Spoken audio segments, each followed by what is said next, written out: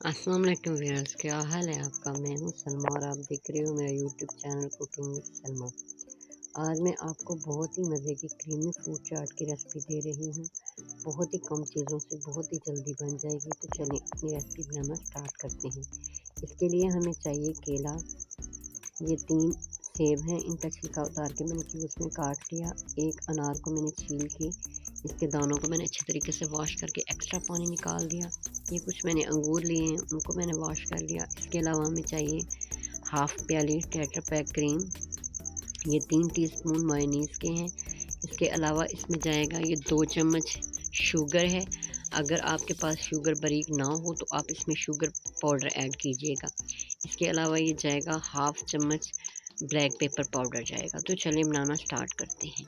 सबसे पहले हम इस तरह का एक बाउल ले लेंगे और इसमें हम अपनी जो टेट्रा पैक क्रीम है वो ऐड कर लेंगे। कटोरी को हम अच्छे तरीके से साफ़ करेंगे। अगर आप ज़्यादा फ्रूट्स लो तो आपको पूरी कटोरी टेट्रा पैक क्रीम की लेनी चाहिए। इसके बाद हम मायोनीज़ ऐड कर लेंगे। आप चीज़ें अपनी मर्ज़ी के मुताबिक कम या ज़्यादा कर सकते हो। इसके बाद हम इसमें डालेंगे शुगर और ब्लैक पेपर पाउडर और इन तमाम चीज़ों को हम करेंगे मिक्स। हमें इसे इतना ज़्यादा मिक्स करना है कि जो शुगर है वो बिल्कुल इसमें मिक्स हो जाए, दाना नहीं रहे उसका।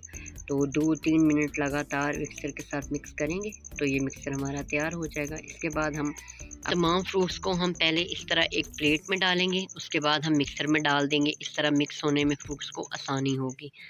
तो बिस्मिल्लाहिर्रहमानिर्रहीम, ये देखें फ्रूट सारे डाल के तो अच्छे तरीके से क्रीम में हम मिक्स करेंगे। आप अगर चाहो तो जो फ्रूट मौसम की मुनासबत से अवेलेबल हों आप वो भी डाल सकते हो, और जो फ्रूट आपको पसंद हो आप वो भी डाल सकते। बस ये देखें सारे फ्रूट्स हमारी क्रीम में अच्छी तरह से मिक्स हो चुके हैं।